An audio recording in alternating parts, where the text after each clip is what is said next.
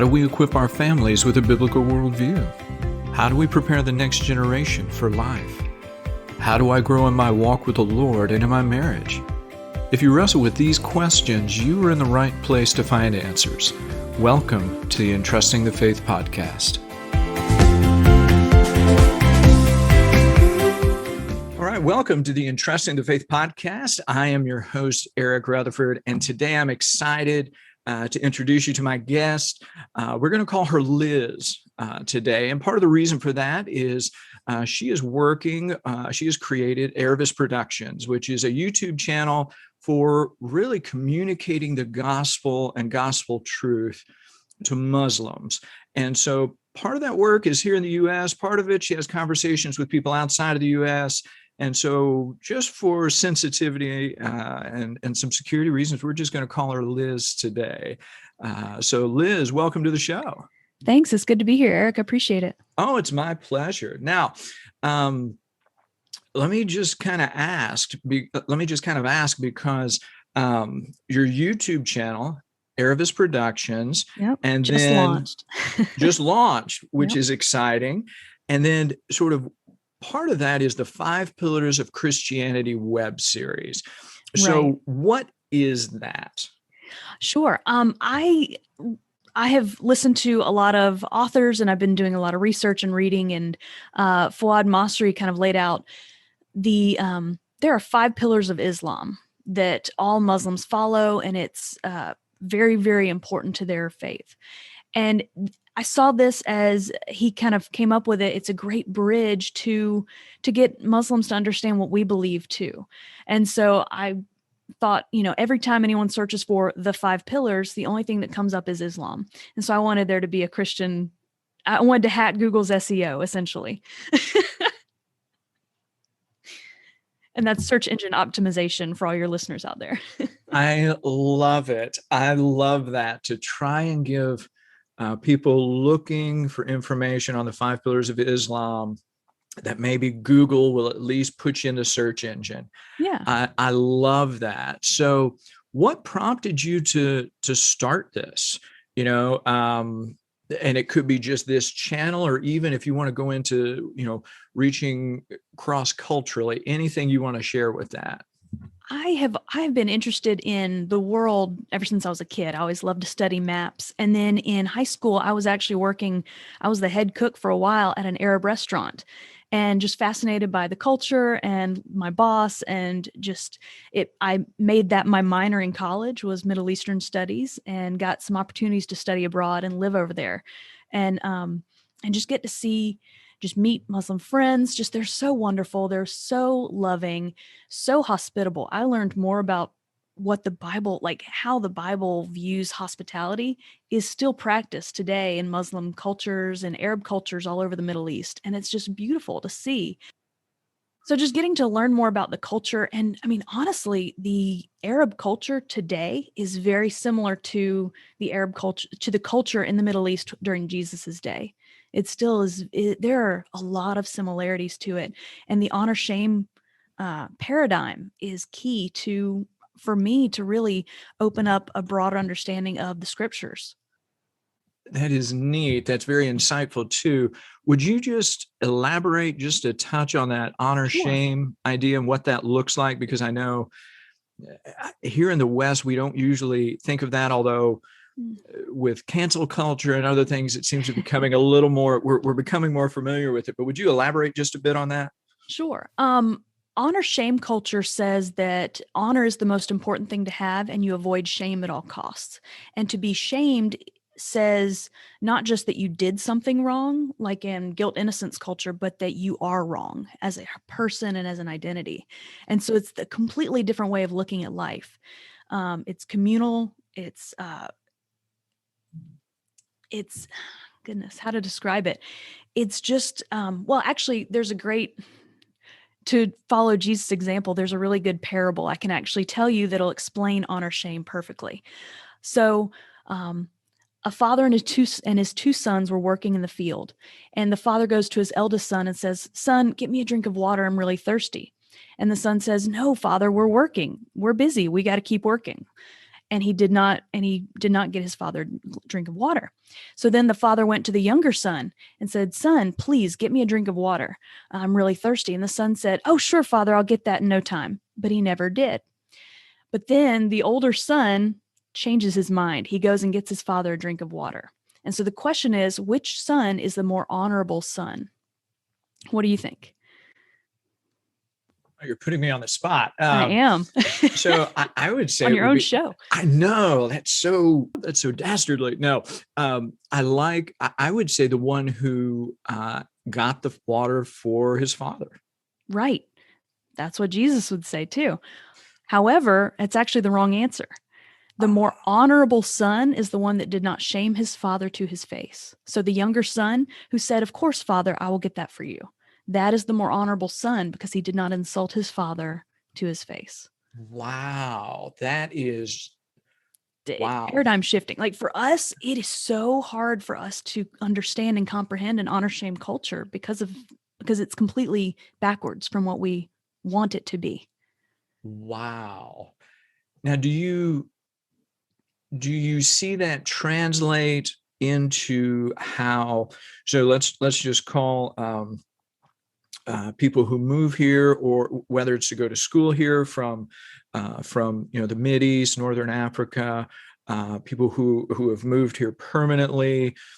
Do you see that as part of how you interact with them in terms of conversations, in terms of the way they live, or does that sort of, I don't know, dissipate over time depending on how long they've been here in the U.S.?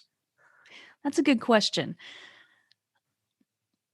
It dissipates some when the more they accept, the American Western ideals of guilt and innocence and individuality. But there's still this undercurrent of, they must maintain family honor at all costs. And so that really never goes away. The goal is always to protect the family, maintain family honor, and your actions bring honor to everyone in your collective group. So it's not just your actions don't matter as much to yourself, if that makes sense. Absolutely. So the idea as your family, whether that's your immediate family, we'll call it parents, we'll call it spouse, we'll call it children. Their idea of immediate family is much broader than us. Okay. What would you call, how would they define immediate family? Grandparents, aunts, uncles, cousins out a good ways. Okay. So really, even beyond what we think of as extended family, they would consider just immediate family. Immediate family. Mm-hmm. Okay. Yeah. Wow. And even in parts of Africa, they consider their aunts, especially their mother's siblings, to be their mom. Like they call them mom, even though we would look at it and be like, "But that's your aunt." But they're like, "No, that's mom." It's just the way they look at family is very different. It's this tribal, cultural, collective. Wow. Mm-hmm. And there is, and this honor shame is all over. Honestly, most of the globe is honor shame. We're the Western oddballs. Well, and that's something I was going to, I know from like East Asia, Southeast Asia, I know it's very strong, whether it's in Japan, China, and then Southeast Asia, I know it's strong there. But it sounds like, it's pretty much everywhere, save call it Western Europe and North America. Exactly. Yeah. Wow.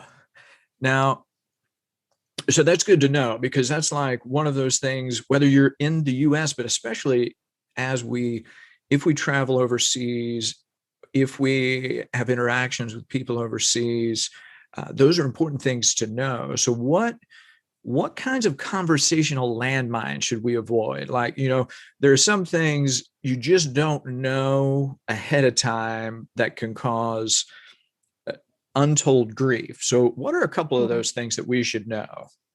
I would say number one, the biggest hard and fast rule that you should never, ever break is don't insult the Prophet Muhammad. Muslims are very, and just, there are levels of honor, and you shouldn't try and break those levels of honor. And so that's one that I just dodge like my life depends on it, because it's not helpful. It's really not. It's just a stumbling block that we don't need to bring into the conversation, because it doesn't, in the end, matter for our conversation. So dodge it.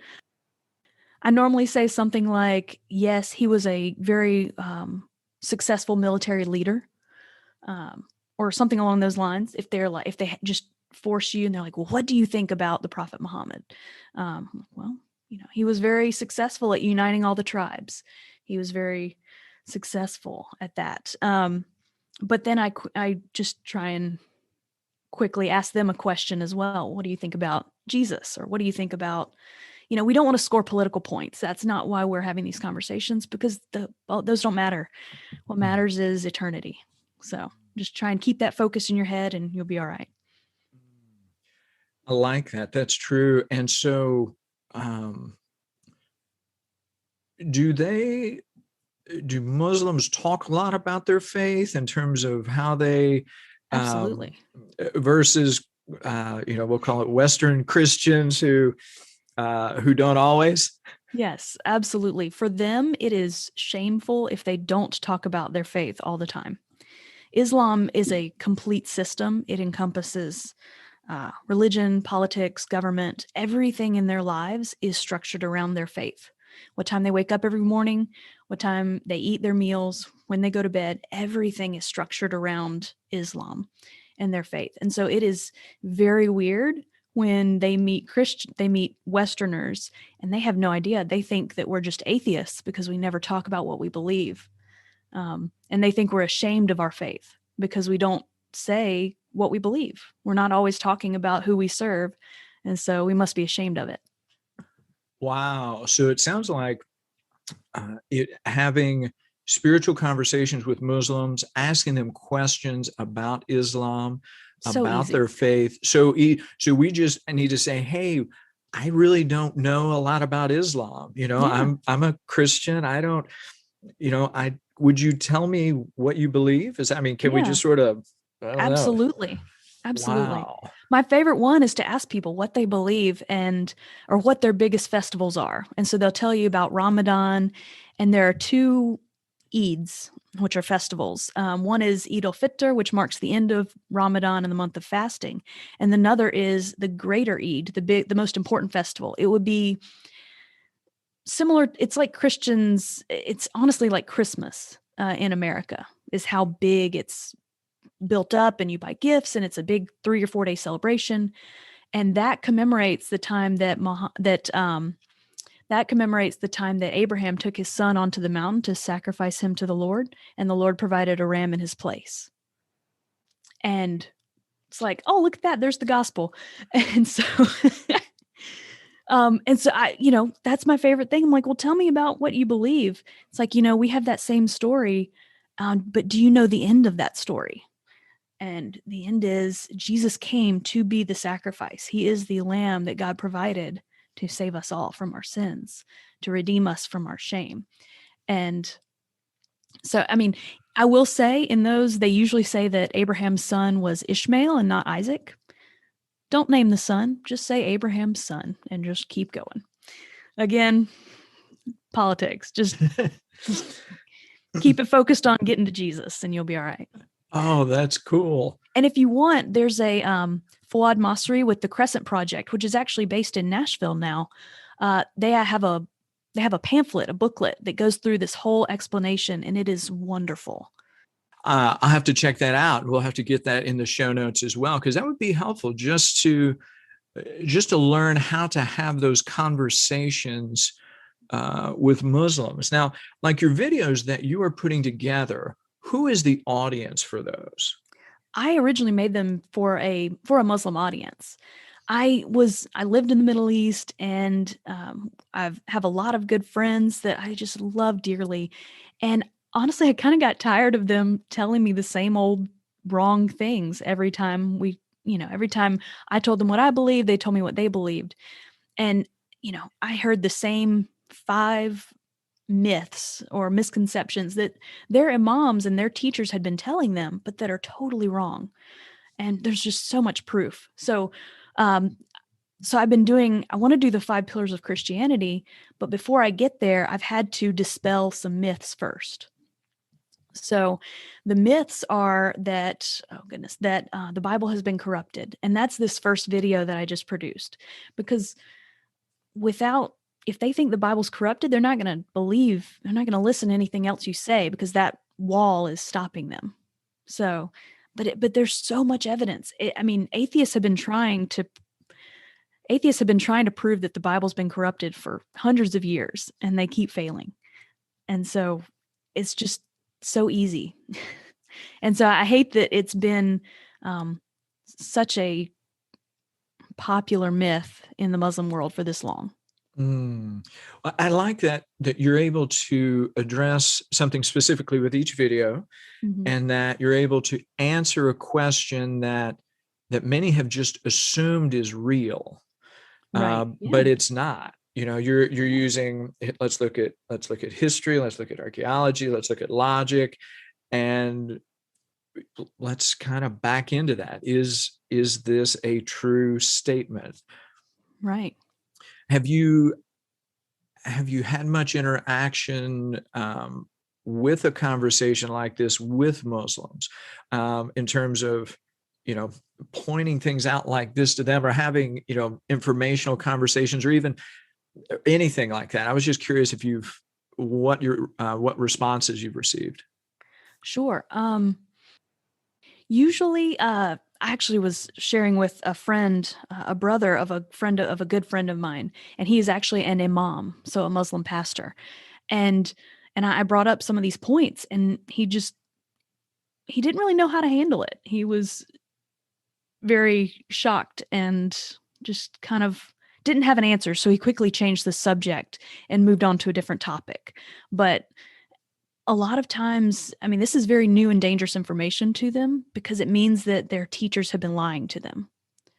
And so we need to approach it with grace and with, firmness and boldness, but also, just respect that this is very shattering information. Wow. And it sounds like, too, just in presenting it, you're not lobbying for it. You're not trying to point right and wrong. You're just sharing information. Yeah. It then gives them an opportunity to sort of ruminate on it. And then you're not being pushy. You're just saying, hey, how does this fit? Oh, I can be a little pushy. Honor shame culture's the pushiness level is very different from Western Christians. I'm always catching myself. I'm like, oh, I was too meek there. I need to be more bold. And I need to be firmer, because oh man, yeah, it's just a very different culture. Wow. We hear an argument between two Arabs, even if they're like, I watched 2 Arab Christians have a political discussion, and it was hilarious because they were shouting at each other and like doing the hand motions and like being very vocal and vociferous, and being very vocal. But they're brother and sister in Christ. They love each other. And it was just how they argue in their culture. And it looks very harsh to us, but it's not to them. Wow. That's encouraging too, just to hear different styles, different cultures, different ways they communicate that is considered normal and just a part of life. It's not necessarily hostile. It's just life. Yeah. Oh, completely expected. Yeah. Oh, that's neat too, because again, cross-culturally, it's just being aware is important. Yeah. And I learned from taxi drivers in the Middle East, he who is loudest is right. So just kind of keep that in mind. Oh, that is wonderful. I love that. He who is loudest is right. Now, one of the other things kind of with the videos that seem to me to be a fit is this allows this information. People can actually then watch it on their own. They can find it accidentally or purposefully. They can seek it out, but it also gives them, I want to say, a little bit of privacy to be able to engage with it, sort of that with that honor shame culture. As long as it's not public viewing, you're catching on. Exactly. Yes. You want the privacy of your own home to be able to watch something and people don't know that you're asking questions, because in the Muslim world, to ask questions is very dangerous. People have been thrown in jail for asking questions about their faith. It's sad, but it happens. Well, and that sort of leads to another question that I had for those who are listening and may never have even, this may not even register with them, for a Muslim who lives in a Muslim culture. We will say they are born into a Muslim family. Yep. What's it look like usually? What's it mean to come to faith in Christ for them? Usually means they leave everything behind. So, tell me what's everything look like? I have a friend who hasn't talked to his father in 8 years. He lives in America. He was completely cut off from the family and can't go home. Or I met a guy who's he called himself John because that was the first book of the Bible that he had read, and he was an imam, and he had been the other imams, after he'd been preaching about Jesus and sharing the good news, the other imams in his area had tried to kill him, and so he had to flee to another country for safety. So some it is, might be rejection from the family or just cast out, or, there are some families that are okay, of course, that they love their kids, but it is definitely, it's a lot more than what would happen in America. Gotcha. And so then it sounds like, depending on where you are at in the world, depending on the family, depending on the culture, it can be death, it can be disownment, it can be loss of property, loss of family, loss of spouse, loss of children. Yes. It could be any and all of those. Right. And depending on the country, it could be individual people in your community that are seeking to cast you out or hurt you to regain honor of the community. Or in places like Iran, it could be the government itself persecuting you to protect the honor of the country and the nation. So it just depends on where you are. So then really, then it's like biblical faith is very real to them. Yes, absolutely. Everything that is talked about in the New Testament, where it's, promised that you will have tribulations, you will have troubles. It's very real.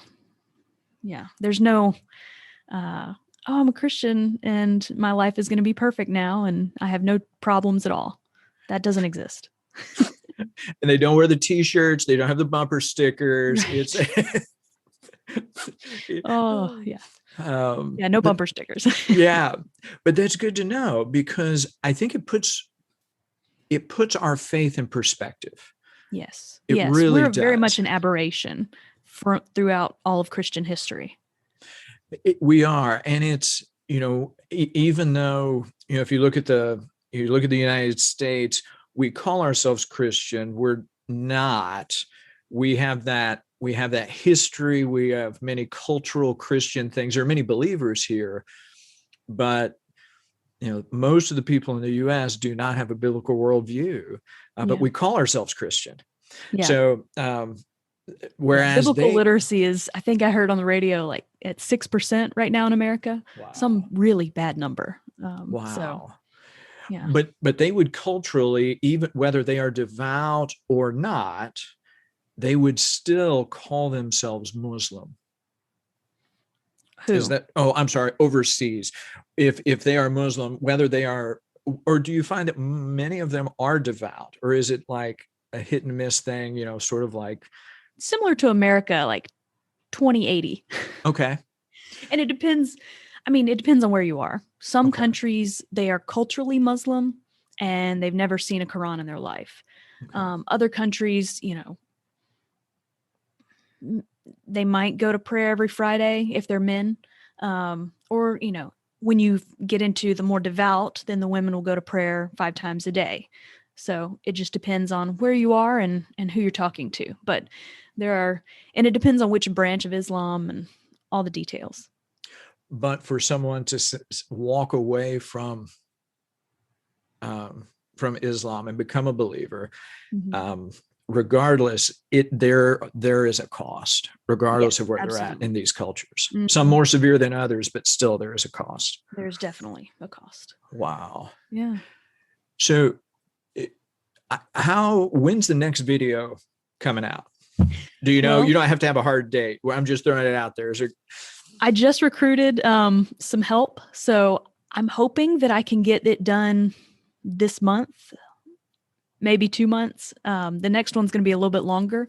And it's about, there's this idea called the replacement theory, where Islam replaced Christianity, which previously had replaced Judaism. So like this continuation of replacements. And so that one I'm working on right now, working on the animation. The script is done. The audio is recorded. So I'm just animating right now. Oh, that's wonderful. So we're recording this in July. So if you're listening, we're recording in July. Lord willing, this is going to post end of summer. Yeah, end of summer. It's like end of August, 1st of September. So it may be available, by the time you're listening to this. And so I'm excited about that. So families, people listening, they're like, okay, I want to be able to have conversations with Muslims. I at least want to be able to think in their framework and understand sort of the differences. Is there, are there resources they can check out? Is there something they can look at, someplace to go? Do you know of any good places there? Yeah. My first stop would be the Crescent Project. So just go online, the Crescent Project, and they have a bridges study that I would recommend to anyone who's just wanting to get started. That would be the first place that I would go, for sure. That was the first study that I ever did. And so it's wonderful, very accessible, easily understandable, and has some great action points that you can go and do. And honestly, just don't be scared. All my Muslim friends are so loving. You are honoring them. So I remember I met a friend I had just moved here, and we had a mutual friend in another state, and she connected us both. And the very first thing that this new friend did was invite me over to her house for dinner. Like that night, she was like, come on over. Wow. And I mean, we hadn't even met in person yet, and we just hit it off, and we just became so close. We're like sisters, and just hung out and just met every week and talked and ate together, and we taught each other how to cook things. I mean, it's just a wonderful friendship and wonderful relationship that I would encourage everyone to have. You'll never meet a more just humble, wonderful people. Oh, that's beautiful. And that's encouraging to me too, because, you think different cultures, different religions, that does create this kind of fear. So that's really encouraging to hear you say that. Yeah. I found my Muslim friends appreciate, they'll hang out with me over a lot of Americans because they appreciate my Christian faith. They know that I don't gossip about them, and I don't drink alcohol, and I make sure I don't eat pork around them and things like that. Like I'm an honorable person. I dress modestly, so they're not embarrassed to be around me, and things like that. Like I'm a safe person because I follow Jesus and because I live out these Christian principles. Wow. So then if we're followers of Christ, if we are really living a biblical life, then that, we'll call it that lifestyle then, is very, we'll call it comforting, appealing to them. Yes, Is that, sure, would you? absolutely. Okay. Yeah. Now, I'm not saying that alcohol is bad. Everyone knows in the Bible. Oh yeah. That was Jesus' first, miracle.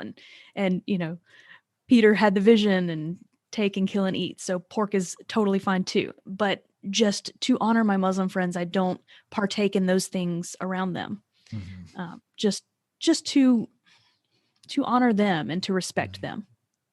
Oh, it's not that big of a sacrifice.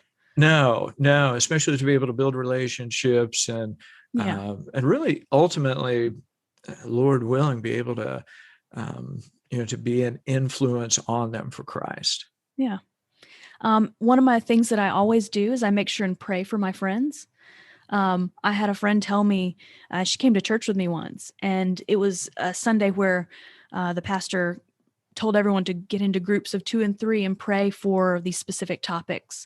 And he listed out some topics. And her response was, she was very impacted by that moment. And she said, it is so powerful when Christians pray. Like, she felt the power in the room. And she just was very amazed by it. Wow.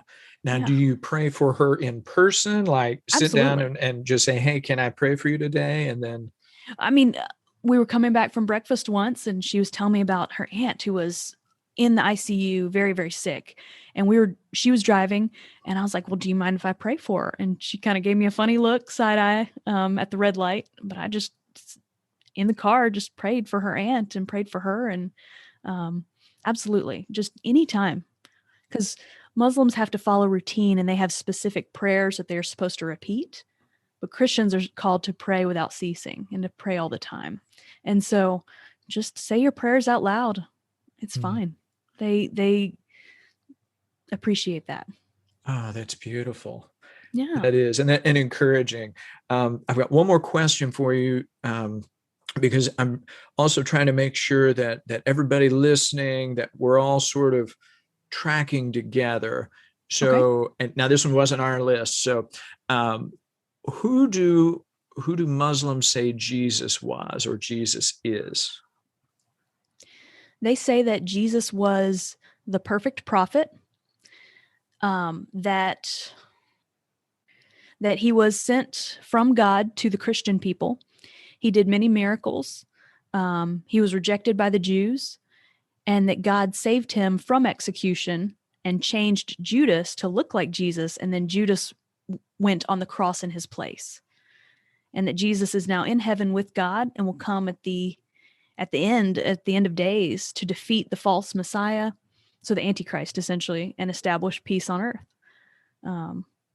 So, but it sounds like but he's just a prophet. He's just a prophet. He is Just not God. Exactly. Okay. And yeah, they explicitly reject his divinity, that he was the Son of God, that he was crucified or ever died on a cross. He was most often called the Son of Mary in the Quran. And he was also called the Word of God or the Spirit of God. He's actually mentioned more than Muhammad in the Quran, which is funny. But they believe he's a Muslim, and that he preached that his followers should adopt the straight path, but that we have gone astray, that we didn't follow his teachings well. His teachings were corrupted by the Christians. Gotcha. So that's good to hear. And it's good for our listeners to hear, just so that we have this framework of Muslims are kind, generous, hospitable, far more than a majority of the Western population. Yeah. They know more Bible than most Westerners that are not Christian. So they not much, are but a little bit. A little bit. Well, yeah. And I mean, they are devout. They do a lot of good things. And yet, unfortunately, they deny the deity of Jesus. They are missing Christ. Right. Mm-hmm. Which is incredibly heartbreaking. Yes, for sure. So if you're listening, put that on your prayer list. Yes, go and pray for those Muslims that you know, those you don't know. Look up Muslim countries and pray for them. And wherever you are, those communities are here. For example, in Raleigh has a very large Egyptian population. Nashville has the largest Kurdish population outside of Iraq and Syria. I mean, just different areas have different groups of people. And Detroit, I mean, goodness sakes, Dearborn, Michigan has every Lebanese person I've ever met has relatives in Dearborn. Wow. It became it's pretty much it became a joke with my friends and I. It's like, oh, are your relatives in Detroit too? I so appreciate the information you've shared today. And so if listeners want to know about your YouTube channel, where would you like them to go? Tell them again what it's called and where they can find it's it. Called Aravis Productions. Just Google it, go on YouTube, Aravis Productions, and it's on YouTube. And I'll be posting new videos as soon as I can get them animated and finished. So I'll try and speed it up a little bit. Well, I've watched it. The videos are excellent, very informative. And so for everybody listening, check them out. But even more, as you are going about your day, look for Muslims around you and just be look in for prayer for them. opportunities. Yeah. This is such a wonderful tool. When you pass on the street. Yeah. Absolutely. It makes a big difference. Definitely. So, Liz, thank you for joining me today. This has been a gift. I know it has been to our audience. Yeah, I really appreciate you having me on. Thanks for the time. Oh, it is my pleasure. Well, that was a great conversation with Liz. 3 things that really jumped out at me. First is this idea of this shame culture, which exists in most of the world, where culture says that honor is the most important thing to have, and you avoid shame at all costs. Because shame says it's not just that you did something wrong, it's not like guilt, innocence, but that you're wrong as a person and as an identity. So it's a very different perspective, very different worldview than what we have in the U.S. and Western Europe. Second, just the way she was sharing about how Muslims talk about their faith. It is part of who they are. And that Muslims will think you're an atheist if you don't want to talk about your faith. And so, just being able to ask questions of them and have a dialogue. Don't pick a fight. Don't point fingers, because you can't argue anybody into heaven, and you can't even really convince them that you're right. But simply showing that you care is a great way to open those conversations. I really liked how she talked about, just asking them about their biggest festivals and seeing what they say. Just one other thing is just that in most of the world, apart from the U.S. and Western Europe, hospitality is so important. And so as you're having conversations with Muslims, especially if they have moved to the U.S., or, if you are in other parts of the world, just remember hospitality is important. Having a meal together, having a cup of tea, just sitting down and spending time together is important. And it is a great way to build that bridge and have those conversations. So thankful that Liz joined me today. Make sure you check out her YouTube channel, Aravis Productions. It's in the show notes. It has some great videos. And so, check it out, get equipped, learn, and be able to have some conversations. If you found this episode helpful, please leave a review for us wherever you listen to podcasts. Doing so will help others to find us. Check out the show notes for resource information. We encourage you to do that for links and other references. We'd like to hear from you, so you can message us your questions or comments on Facebook, Instagram, at Entrusting the Faith. You can email us at info@entrustingthefaith.com. If you go to our website, which is www.entrustingthefaith.com, you can sign up to our email list and receive free resources as well as upcoming podcast episode information. So check it out. Lastly, just remember, legacies are built a day at a time. So start now.